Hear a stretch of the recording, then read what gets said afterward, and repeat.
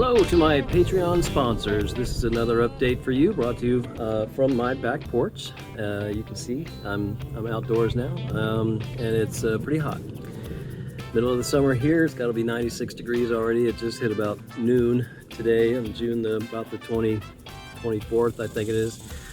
Anyway, first thing I want to always say is thank you for your sponsorship and for helping me get the word out any way that you can. I always want new subscribers to my blog would really be the best thing, the thing I'm really working on to pump up the most right now. If I can get a larger mailing list, that translates into capital, to put it bluntly. When I get ready to publish a book or talk to a publisher or an agent, and they ask, the first thing they're going to ask is how many followers do you have? How big is your platform?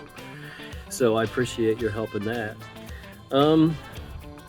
One thing I want to tell you about is that, last time I posted one of these updates, I said I was going to be writing a devotional to a contribution to the Lenten Devotional that my church was putting out.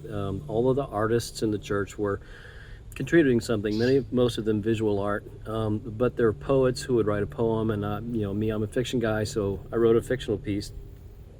Well, about a week before it's to be distributed and published, we found out that the church had already bought a devotional that they were going to use with the church, and so there was this and they didn't want the conflict, so they said, well, the artist one we'll publish that maybe next year. So I wrote it, but it was never published, or at least not yet. So I'm putting it up on my Patreon blog for you to read, because you get exclusive content when you're a sponsor of me and my work. My phone is getting hot. It's telling me it's not happy because it's just too hot out here. All right, back here in the cool, I want to say one last thing about that devotional. It's very short, but it gets intense very rapidly toward the end. But remember that it's for a Lenten devotional. It's for a time when, in the church calendar, when we're thinking about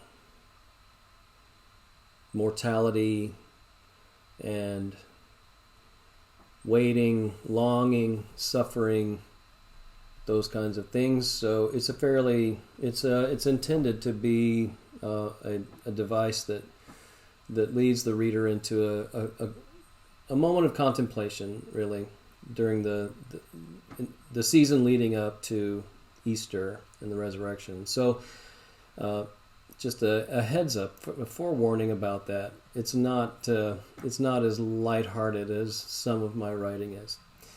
Anyway, blessings to you again. Thanks for your support, and we'll see you soon.